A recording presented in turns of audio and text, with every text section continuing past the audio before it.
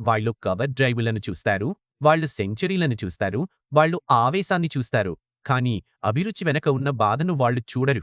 ఇది కేవలం పరుగుల కథ మాత్రమే కాదు. ఇది ఢిల్లీలో పుట్టిన ఒక పోరాట యోధుడి కథ. పెద్ద కలలు కన్నా ఒక కుర్రాడు. చేతిలో బ్యాట్, ఇంకా గుండెలో అగ్ని.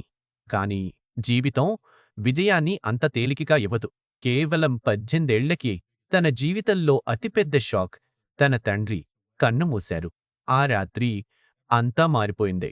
మరుసటి ఉదయం చాలామంది కుంగిపోయేవాళ్ళు. కాని తను కాదు.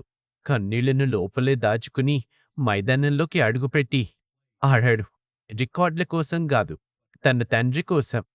ఆ రోజు ఒక కుర్రాడు పెద్దవాడయ్యాడు. అండర్ 19 వరల్డ్ కప్ విజయం నుంచి ఇండియన్ జెర్సీ వేసుకునే వరకు ఈ ప్రయాణం సాఫీగా సాగలేదు. అండర్ 19 వరల్డ్ కప్ విజయం నుండి ఇండియన్ జెర్సీ వేసుకునే వరకు ఆ ప్రయాణం సాఫీగా సాగలేదు.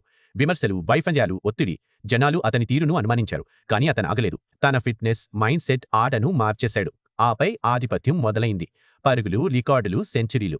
ప్రపంచానికి కొత్త రారాజు. అతని దూకుడు కోపం కాదు, అది ఒక తపన.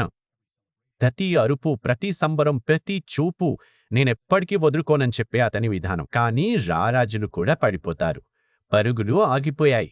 విమర్శలు, అనుమానాలు బలపడ్డాయి. సెంచరీ లేకుండా ఏళ్లు గడిచాయి. అతని పని అయిపోయిందన్నారు.